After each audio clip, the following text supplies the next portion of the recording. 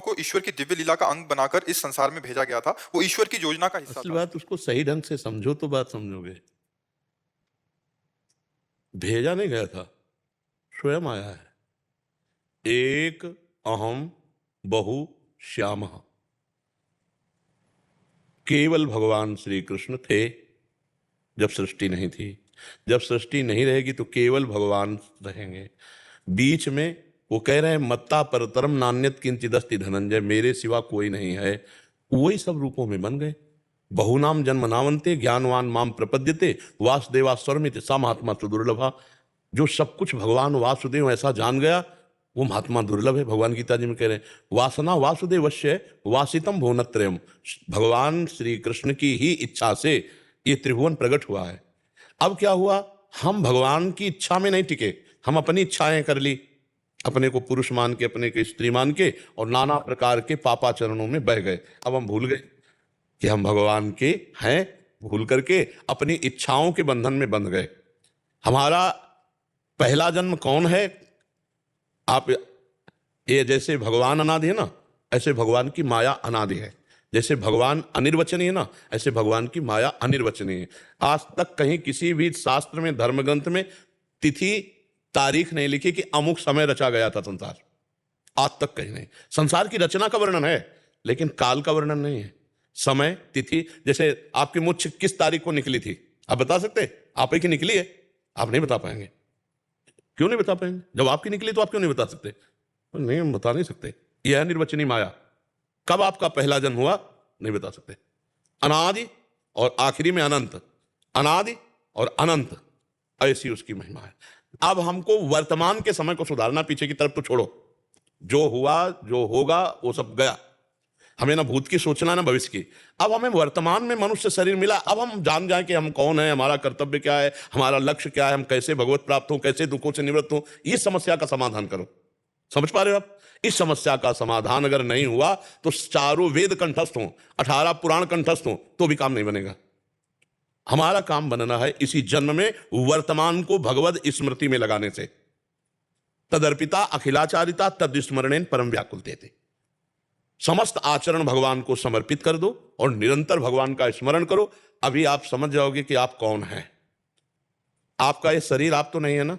इतना तो कहीं ना कहीं अध्यात्म से समझ ही रहे हैं ना, पर कहीं ये समझते हुए भी, समझाते हुए भी नहीं समझ रहे हैं। शरीर में है, आप देख लो, पकड़ो हमारी बात को, है ना, अपने इसी देहाभिमान में ही है। और जब तक ये देहाभिमान है तब तक भगवदानंद की अनुभूति नहीं हो सकती। इसीलिए इसको मिटाने के लिए भगवत सेवा, भगवत लीला कथा गायन, भगवत लीला कथा श्रवण, भगवत नाम कीर्तन, भगवत भक्तों का संग, इसी से देहाभिमान गलित होता है। जब अपने अंदर दैन्य भाव आ जाएगा ना कि सब हमसे महान, हम सबसे छोटे हैं, तो बिल्कुल भगवान के नजदीक पहुंच जाएंगे। तृणादपि सुनीचेन। जब अपने को सब तृण से भी नीच अपने को समझ लेगा। अभी तो ऐसा नहीं है, देहाभिमान बहुत बढ़ा हुआ है। तो इसको नाम जप के द्वारा, सत्संग के द्वारा, कीर्तन के द्वारा, भगवत कथा श्रवण, गुणगान, परोपकार के द्वारा हम पहले अंतःकरण को पवित्र करें और हमारी इच्छाओं का नाश हो, पूर्ति नहीं, इच्छाओं का नाश हो। इच्छा रहित होते ही आपके सारे प्रश्न खत्म हो जाएंगे। आपका सब ज्ञान प्रकाशित हो जाएगा। आप कौन है, कहां तक भटके और कहां से आप जागृत हुए, अब आपकी भटकन मिट गई कि नहीं, सब आपको ज्ञान हो जाएगा।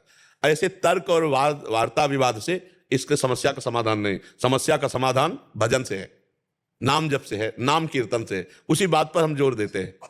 क्या जानना चाहते हो आप? इन्होंने कहा कि वो ईश्वर की योजना का एक हिस्सा था, जिसके बाद आत्मा कोई योजना नहीं, आपकी योजना है। बस हमको यही समझाना है। थोपो मत। काले कर्म ईश्वर है मिथ्या दोष लगाए। थोपो मत। तुम्हारी है, तुम्हारी। हम जब कह रहे हैं उस बात को समझो। इसमें क्या है? ये किससे चल रहा है? बिजली से। ये क्या चल रहा है? बिजली। ये क्या है? किससे चल रहा है? सर्वत्र बिजली एक है ना, बिजली एक है ना, प्रभाव अलग अलग है। एक हवा फेंक रहा है, ठंडा फेंक रहा है। अगर ये हीटर में हो तो गर्मी फेंकेगा। बिजली तो वही है। बस वो बिजली देखो, परमात्मा है। तुम्हारे अंदर जो पावर है वो किसका है? परमात्मा का है। प्रयोग कहां कर रहे हो?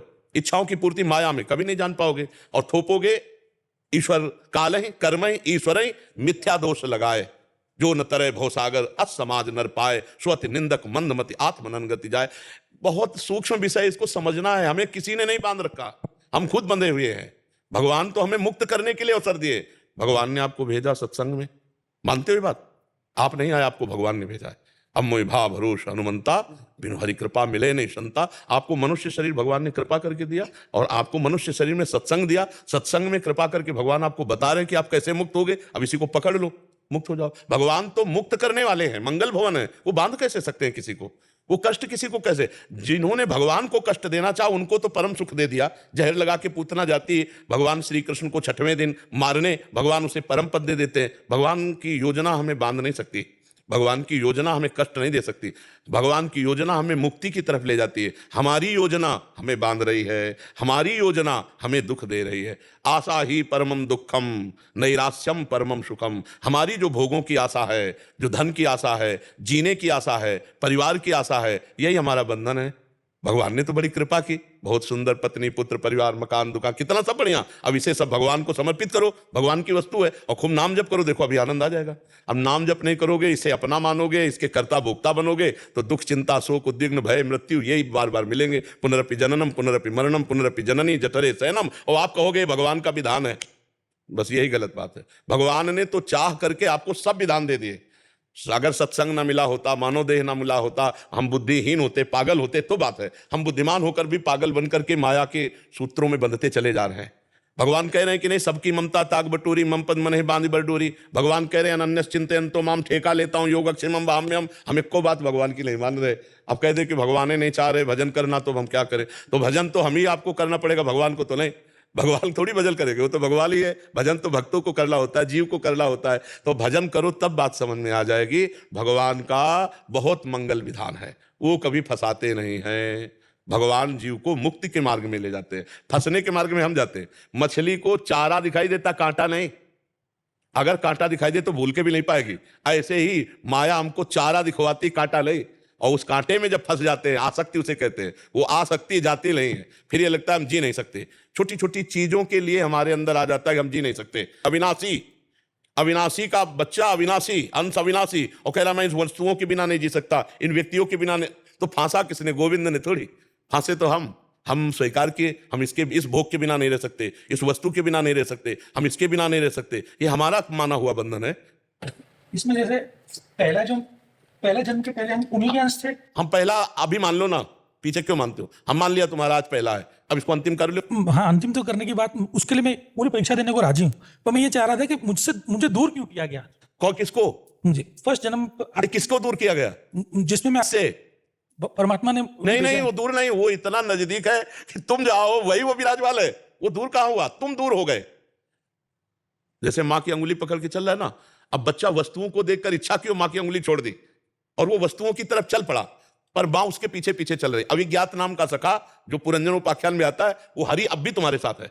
जहां तुम हो वहीं बैठा हुआ है, वो जहां तुम हो वहीं हरि है। पर अंतर ये हो गया कि आपने हरि की तरफ पीठ कर ली और जगत की तरफ मुख कर लिया। और अगर जगत की तरफ पीठ करके हरि की तरफ देखो तो अब भी वही है, वही है। विमुख भय निमिषो न अकृपा, जब चितये तब वैसे। वो हृदय में बैठे प्रभु।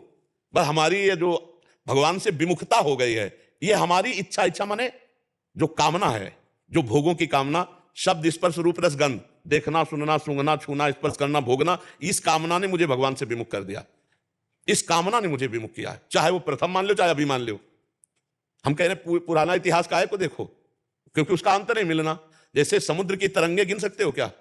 ऐसे हमारे जन्म हो गए, इतने जन्म हो गए। अब कैसे उसका पता लगाया जाए? इसलिए हम इसको पहला माने और इसी को अंतिम कर देते हैं। हम इसी को पहला मान के अंतिम कर देते हैं श्री कृष्ण चरणों में, क्योंकि पीछे का तो सब वो मिटा देंगे। हम तो हम सर्व पापेभ्यो मोक्षयिष्यामिमाशुचा, वो सर्वज्ञ हैं। हम तो नहीं जान सकते कि हमारे कितने जन्म हुए, लेकिन उनको तो एक एक का पता है ना, उनको तो पता है।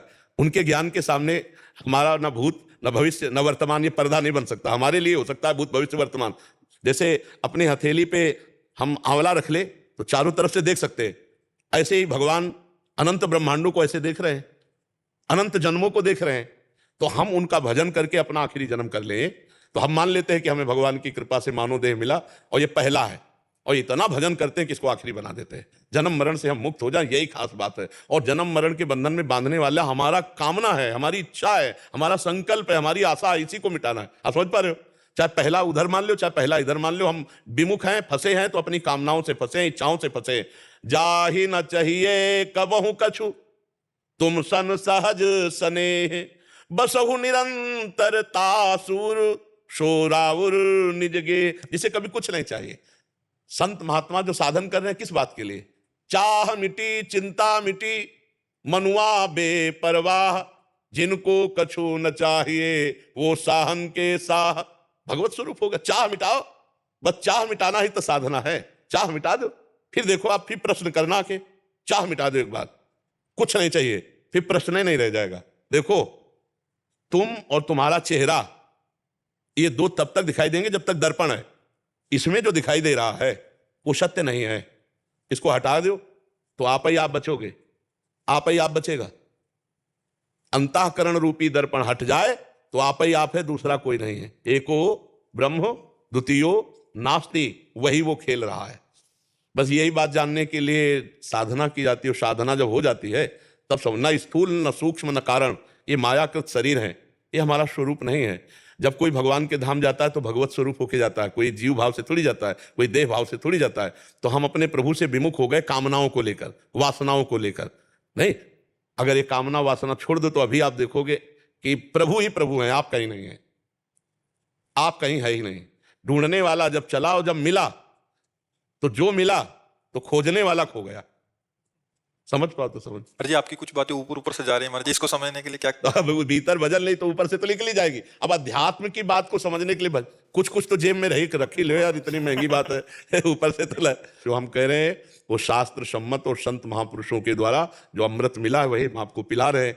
बड़े भाग पाइप सत्संगा विनय प्रयास हो भवभंगा, अनायास भगवान की कृपा से चर्चा सुनने को मिलती है। ये चर्चा सुनने को मिल रही ना, व्यर्थ नहीं जाएगी। जैसे मंत्र ना भी जानता हो, झाड़ने वाला अगर सही है और झाड़ रहा है तो उसका विष उतर जाएगा सामने वाले का। वो मंत्र नहीं जान रहा कि क्या बोल रहा है, क्योंकि मंत्र का एक अपना प्रभाव है। तो इन भागवतिक बातों का एक प्रभाव है। जैसे आप बैठकर सुन रहे हो, ये खाली नहीं जाएंगे। कहीं ना कहीं आपके दिमाग के किसी कोने में अगर एक शब्द भी पड़ गया तो आपको उठा देगा, आपके जीवन की धारा को बदल देगा। तो शब्द तो व्यर्थ नहीं जाएगा, शब्द व्यर्थ नहीं, उसका प्रभाव होता है, शब्द का प्रभाव होता है। जब ये साधारण व्यवहारिक शब्द अपना प्रभाव दिखाते हैं तो भागवतिक शब्द अपना प्रभाव कैसे ले दिखाएंगे? भागवतिक शब्द भले ऊपर से ऊपर जाए लेकिन अमोघश्च वो अपना प्रभाव दिखा के रहेंगे। और अगर कहीं आप श्रद्धा और विश्वास पूर्वक सुन लिए तो बहुत जल्दी लाभ प्राप्त होगा। क्योंकि बिना श्रद्धा विश्वास के थोड़ा लाभ विलंब में से मिलता है। भवानी शंकरो वंदे श्रद्धा विश्वास रूपिणो याभ्याम बिना न पश्यन्ति सिद्धा स्वांता स्तमीश्वरम। श्रद्धा और विश्वास कर लिया जाए तो संतों की वाणी से बहुत जल्दी लाभ प्राप्त हो जाए। जी। मन में यदि